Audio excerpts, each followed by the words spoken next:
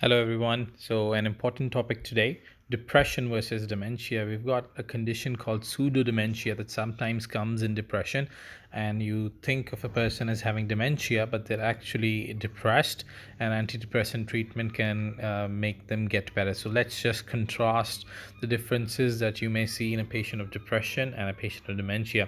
Now, if you've got a patient coming with depression, they may be very concerned and present with having a memory problem, and the patient himself or herself complains of this problem. Whereas in a dementic patient, someone who's got dementia, the patient doesn't really know, and the patient says maybe not is the memory problem. Other things affect the patient much more. The patient's attendants might come to you and say there is a memory problem. Patient does not agree. Also, relatives in depression, they are more concerned about the sad and the withdrawn or other features of depression that the patient may have. But in dementia, the relatives are very much concerned about the memory problem that the patient is having for the last so much time. Now, in depression, you can also have vegetative symptoms like anxiety and other symptoms. And in dementia, usually you have little to no depression. So, depression, it might be a little bit faster. Pseudo dementia might be a little bit faster than depression, and you may have a subacute onset of depression, whereas dementia is really slow and takes a course over months to years.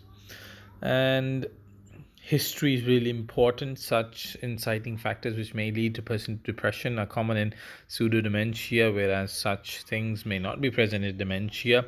Now, this is really important. Orientation is intact. A person knows where they are, what time it is, and and awareness of place, person, time is intact. Whereas in dementia, it is one of the earliest things to go.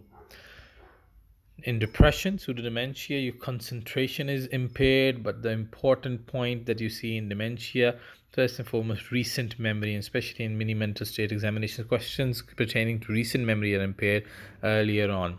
Talking about the MMSE, variable results in depression, sometimes you may get high scores, sometimes you may get low scores, but constant results. So the result that you get at a particular time in dementia, proper dementia, would be the same. Other than that, there's two more important points I want to stress. A depressed patient may not really make an effort when you test the patient on particular standardized testing, but a dementia patient will make a good effort, but unfortunately not able to recall.